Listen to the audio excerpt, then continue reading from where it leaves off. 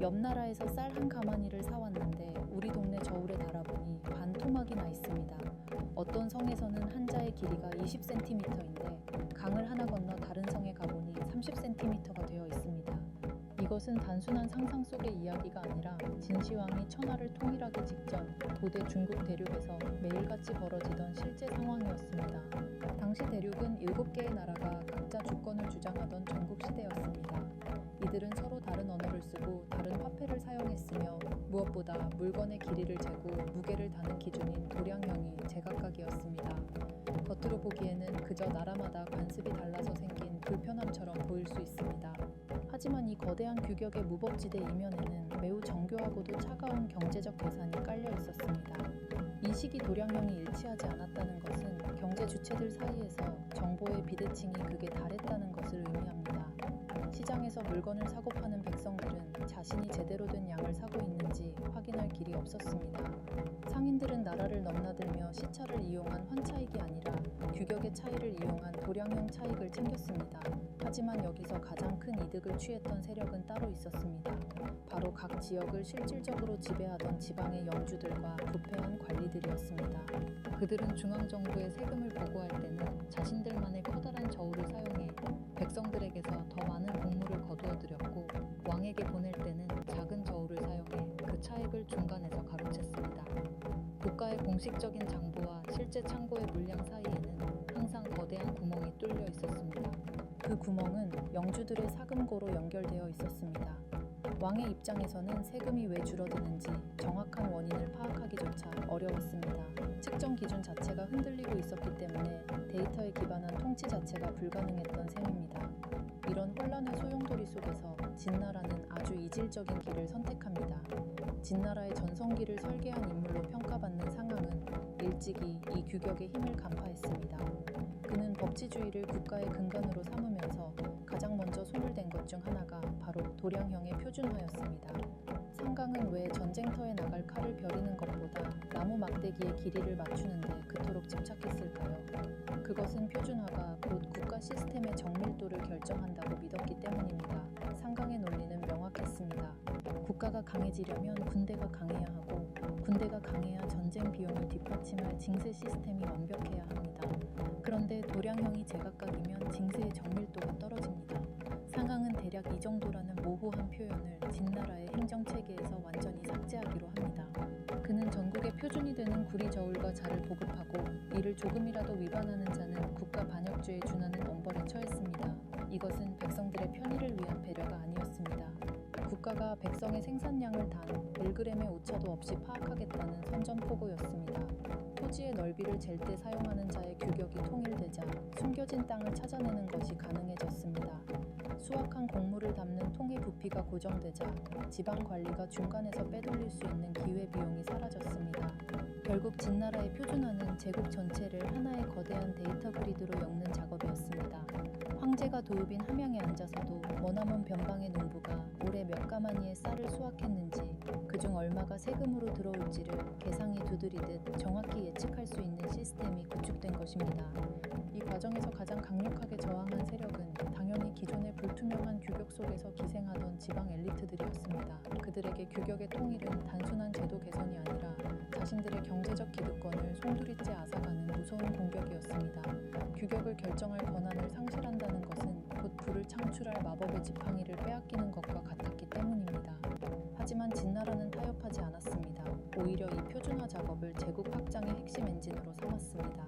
진나라 군대가 점령지에 들어가 가장 먼저 한 일은 적의 성벽을 허무는 것만이 아니었습니다.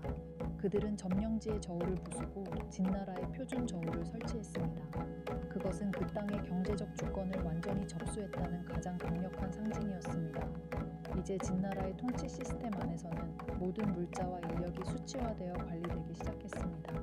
전쟁에 필요한 화살의 개수, 군사들의 배식량, 성벽을 쌓는 데 필요한 벽돌의 규격까지 모든 것이 표준화의 그리드 안으로 들어왔습니다.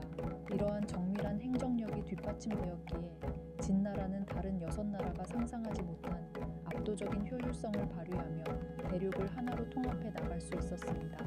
진시황이 천하를 통일한 직후 그는 가장 먼저 전국에 조서를 내립니다. 모든 수레의 두 바퀴 사이 거리를 통일하고 모든 도량형을 진나라의 기준으로 일치시키라는 명령이었습니다. 이는 흩어진 영토를 물리적으로 합치는 것을 넘어 제국의 경제적 혈관을 하나로 잇는 작업의 완성이었습니다. 우리는 흔히 진시황의 만리장성을 그의 권력을 상징하는 거대한 건축물로 기억합니다. 하지만 진짜 제국을 지탱한 것은 눈에 보이는 만리장성이 아니라 보이지 않는 곳에서 전 대륙의 수치를 장악한 도량형이라는 정교한 창살이었습니다. 이 창살은 백성들의 일상적인 거래 하나하나까지 황제의 감시 체제 아래 두었으며 지방 영주들이 다시는 경제적으로 자립하여 반란을 꿈꾸지 못하도록 만드는 가장 강력한 족쇄가 되었습니다. 이처럼 진시황의 도량형 통일은 문명의 진보라는 화려한 포장지 뒤에 국가라는 거대한 기계가 모든 개인의 자산을 정밀하게 스캔하고 통제하려는 차가운 통치 철학이 숨어 있었습니다. 제국 전체의 거래 데이터를 황제가 독점하게 된 이 순간 진정한 의미의 중앙 집권적 제국이 탄생한 셈입니다. 그렇다면 진시황은 이 강력한 도구인 도량형을 이용해 구체적으로 어떻게 세금을 쥐어짜고 저항하는 자들을 어떻게 제압했을까요? 단순히 법을 만드는 것을 넘어 그 법이 실제로 작동하게 만들기 위해 그가 동원한 심리적 압박과 공포의 기술은 무엇이었는지 다음 파트에서 그 구체적인 집행 과정을 들여다보겠습니다. 진시황이 선포한 도량형 통일은 단순히 이제부터 이자를 쓰라는 행정명령에 그치지 않았습니다. 그것은 제국 전역에 수만 개의 복제된 눈을 배치하는 것과 다름없었습니다. 당시 진나라가 제작해 전국에 보급한 표준 저울추인 진권을 보면 흥미로운 점이 발견됩니다. 그 표면에는 황제의 칙령이 아주 정교하게 새겨져 있었습니다. 시장에서 물건을 달 때마다 혹은 세금을 내기 위해 곡물의 무게를 잴 때마다 관리와 백성들은 저울추에 새겨진 황제의 글자를 읽어야 했습니다. 이는 경제적 기준을 준수하라는 압박이자 이 기준을 만든 주인이 누구인지를 매 순간 각인시키는 고도의 심리적 장치였습니다. 이 장치가 실제로 어떻게 작동했는지 그 구체적인 메커니즘을 들여다보면 더욱 소름이 돋습니다. 과거의 지방 영주들은 자신들만의 측정 단위를 가짐으로써 중앙정부의 간섭으로부터 자유로운 경제적 치외법권을 누려왔습니다. 중앙에서 파견된 관리가 올해 세금이 왜 이렇게 적으냐고 물으면 우리 동네 저울로는 이것이 최선이다 라고 답하며 규격의 차이 뒤로 숨어버리면 그만이었습니다. 하지만 진시황은 이 퇴로를 완전히 차단했습니다. 전국 어디서나 똑같은 크기의 통에 곡물을 담아야 하고 똑같은 무게의 추로 달아야 한다는 것은 지방 영주들이 가졌던 수치 결정권이라는 무기를 압수했음을 의미합니다. 이제 모든 경제활동은 황제가 설계한 징세 그리드 위에서 움직이게 되었습니다. 진나라는 이 그리드를 유지하기 위해 가혹할 만큼 철저한 사후 관리 시스템을 가동했습니다. 기록에 따르면 진나라는 매년 정기적으로 전국의 도량형 기구를 검사했습니다. 만약 표준에서 단 1%라도 오차가 발생하는 저울이 발견되면 그 저울을 사용한 관리뿐만 아니라 그 구역을 책임지는 수령까지 연대 책임을 물어 엄청난 벌금을 부과하거나 관직을 박탈했습니다. 여기서 중요한 포인트는 진나라가 왜 이토록 오차에 민감했느냐는 점입니다. 진나라의 법치주의 관점에서 오차는 단순한 실수가 아니라 국가 시스템에 대한 데이터 조작이었습니다. 규격이 흔들리면 징세 데이터가 오염되고 데이터가 오염되면 황제의 통치력이 약화된다는 인과관계를 그들은 명확히 이해하고 있었습니다. 결국 백성들은 속이지 않기 위해서가 아니라 처벌받지 않기 위해 스스로 황제의 규격에 자신들의 삶을 맞추기 시작했습니다. 이것이 바로 규격화가 가져오는 무서운 자기 검열의 효과입니다. 또한 이 표준화는 제국의 물류혁명으로 이어졌습니다. 수레바퀴 사이의 거리를 통일한 거동꽤 정책을 떠올려 보십시오. 길이 험난했던 고대 도로에서 수레바퀴 자국은 오늘날의 철도 레일과 같은 역할을 했습니다. 바퀴 폭이 제각각이면 다른 나라의 도로를 달릴 수 없었지만 모든 수레의 규격이 통일되자 제국 전역은 하나의 거대한 고속도로망으로 연결되었습니다. 이는 군대의 신속한 이동을 보장했을 뿐만 아니라 전국의 물자가 단절 없이 중앙으로 모이는 거대한 경제적 파이프라인을 완성시켰습니다. 결국 도량형 통일은 백성들의 모든 자산과 노동력을 황제의 계산기 안으로 밀어넣은 역사상 이상 가장 거대한 데이터 규격화 작업이었습니다. 지방의 독자적인 경제권은 해체되었고 모든 부의 흐름은 중앙 집권적인 시스템 아래 통제되었습니다.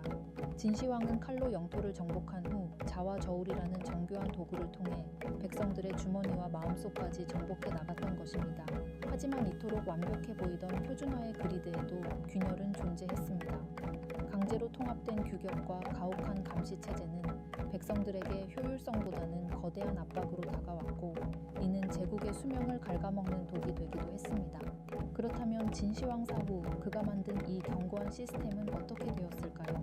제국은 무너졌지만 그가 남긴 표준의 유산이 어떻게 2000년 동양 역사의 뼈대가 되었는지, 그리고 현대의 플랫폼 기업들이 왜 진시황과 같은 표준화 전략을 구사하고 있는지 마지막 파트에서 정리해 보겠습니다. 천하를 통일한 지 불과 15년 만에 진나라는 허망하게 무너졌습니다.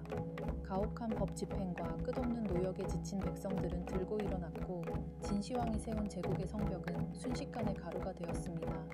하지만 여기서 정말 흥미로운 지점은 진나라가 멸망한 이후의 풍경입니다. 진나라를 무너뜨리고 새롭게 들어선 한나라는 진나라의 많은 제도 중 하나를 폐지하지 않고 그대로 계승했습니다. 그것이 바로 도량형의 표준화였습니다. 백성들이 그토록 증오했던 진나라의 유산임에도 불구하고 왜 다음 권력자들은 이를 버리지 않았을까요? 그 이유는 명확합니다. 한번 데이터화된 제국은 다시 이전의 혼돈으로 돌아갈 수 없었기 때문입니다. 중앙정부 입장에서 도량형 통일은 마치 안경을 쓴 것과 같았습니다. 전국의 생산량과 세금 규모가 선명하게 보이는 이 안경을 한번 써본 권력자에게 다시 안개 속 같은 불투명한 행정으로 돌아가라는 것은 불가능한 요구였습니다. 결국 진시황이 깔아놓은 이 경제적 그리드는 동양 통치 시스템의 뼈대가 되었습니다. 이후 2000년 동안 중국의 왕조들이 바뀌어도 자의 길이와 저울의 무게를 국가가 관리한다는 원칙은 한 번도 흔들리지 않았습니다. 이는 단순히 측량의 편리함을 넘어 국가가 개인의 경제 활동에 개입하고 이를 규격화하여 통제할 수 있다는 강력한 선례가 되었습니다. 진시황은 제국을 건설했지만 정작 그가 남긴 가장 거대한 유산은 눈에 보이지 않는 표준이라는 이름의 시스템이었던 셈입니다. 이제 시선을 현재로 돌려보겠습니다. 우리는 진시황의 시대를 아주 먼 과거의 이야기로 치부하곤 하지만 사실 우리는 지금도 제2, 제3의 진시황들이 만든 표준의 시대에 살고 있습니다. 오늘날 전 세계를 지배하는 거대 플랫폼 기업들을 보십시오. 그들이 가장 먼저 하는 일은 무엇입니까? 바로 자신들만의 규격을 만드는 것입니다. 특정 운영체제를 사용하는 스마트폰, 특정 포트의 규격, 혹은 특정 앱스토어의 결제 방식, 이 모든 것은 현대판 도량형 통일과 일맥상통합니다. 사용자가 이 규격 안에 들어오는 순간 플랫폼 소유자는 모든 거래 데이터를 손바닥 보듯 파악할 수 있게 됩니다. 과거 진시황이 전국의 표준 저울을 보급하며 지방 영주들의 기득권을 뺏어갔듯이 현대의 플랫폼 기업들 역시 표준화된 시스템을 통해 시장의 질서를 재편하고 그 안에서 발생하는 모든 이권을 독점합니다. 진시황이 만든 도량형 통일이 단순한 문명의 혜택이 아니라 차가운 징세의 도구였던 것처럼 현대의 기술 표준화 역시 편의성이라는 이름 뒤에 데이터 독점과 지배력 강화라는 냉혹한 경제 논리가 숨어 있습니다. 수천 년의 세월이 흘렀지만 규격을 지배하는 자가 세상을 지배한다는 메커니즘은 변하지 않은 것입니다. 결국 역사라는 거대한 흐름 속에서 우리가 목격하는 것은 선과 악의 싸움이 아닙니다. 그것은 누가 더 정교한 시스템을 설계하고 누가 더 빈틈없는 데이터를 확보하느냐의 싸움입니다. 진시황은 그 전쟁에서 도량형이라는 가장 날카로운 무기를 꺼내들었고 그 무기는 제국이 멸망한 후에도 살아남아 인류의 통치 방식을 영원히 바꾸어 놓았습니다. 오늘 준비한 내용은 여기까지입니다. 도량형 통일이라는 찬란한 업적 이면에 숨겨진 차가운 징세의 논리가 여러분께 어떻게 다가갔는지 댓글로 남겨주시면 앞으로의 영상 제작에 적극적으로 참고하겠습니다.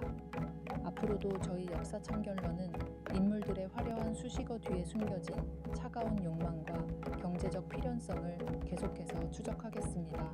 구독과 좋아요는 더 깊은 역사의 이면을 파헤치는 큰 힘이 됩니다. 지금까지 역사 참견러였습니다. 시청해주셨